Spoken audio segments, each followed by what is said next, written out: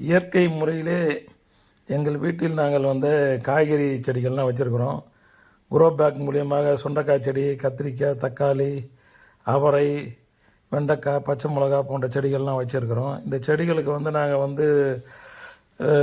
உரத்துக்கு பதிலாக ஜீவாமிர்தம், அந்த மண்புழு உரம் இதெல்லாம் உருவாக்குறதுக்கு பதிலாக ஜீவாமிர்தத்தை இதுக்கு நாங்கள் இப்போ போட போகிறோம். இந்த ஜீவாமிர்தம் எப்படி தயாரிப்பது என்பதை நான் ஏற்கனவே போன வீடியோவில் சொல்லியிருக்கிறேன். அப்போ நம்ம தயாரித்து வச்ச ஜீவாமிர்தம் தான் இது. இப்போ ஒரு 5 நாள் ஆயிருக்கு. இதை டெய்லி நம்ம பிரித்து கலக்கி விட்டுருக்குறோம். இன்றைக்கி தான் இந்த ஜீவாமிர்தத்தை நம்ம இப்போ பயன்படுத்த போகிறோம். இந்த ஜீவாமிர்தத்தை நம்ம மறுபடியும் எடுத்து நல்லா கலக்கிட்டு இந்த ஜீவாமிர்தத்தை நாம் மறுபடியும் ஒரு பக்கெட்டில் எடுத்துக்க வேண்டியதை நம்ம தேவையான அளவு எடுத்துக்கின்னு இது இந்த காய்கறி செடிகளுக்கு இந்த ஜீவாமிர்தத்தை இது பண்ணும்போது இது அந்த பயிர்களுக்கான சத்தை கொடுக்குது. காய்கறி செடிகள் நல்லா வளரவும், காய்கறிகள் நல்லா காக்கிறதுக்கும், பூச்செடிகள்லாம் நல்லா பூக்கிறதும் கொடுக்குது. இப்போ இந்த ஜீவாமிர்தத்தில் நம்ம தண்ணியை மிக்ஸ் பண்ணிக்கணும்.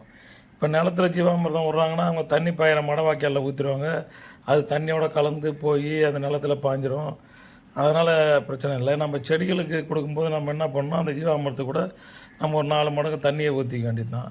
தண்ணியை ஊற்றிட்டு கலந்துட்டு இது ஒவ்வொரு செடியிலும் இருக்கிற அந்த மண் பகுதியில், செடியினுடைய அந்த வேர் பகுதி, தண்டு பகுதியில் இருக்கிற மண் பகுதிக்கு ஊற்றணும். அந்த பூச்செடி, காய்கறி செடிக்கு ஊற்றினோம்னா நல்லா இப்படியே அந்த செடி நல்லா வளர்ச்சி கண்டு அந்த மண்ணில் மண் வளமாக இருக்கிறதால இந்த ஜீவாமிர்தத்தை ஊற்றும்போது நம்ம அந்த மண்ணில் இருக்கிற புழுக்கள்லாம் மேலே வரும்.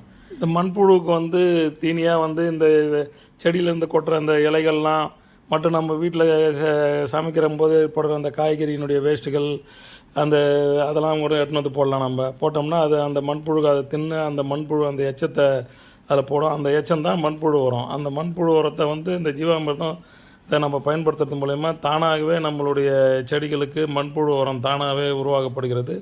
இந்த மண்புழு உரம் கிடைக்கிறதால இந்த செடி இன்னும் வளமாக நல்லா வளரும்.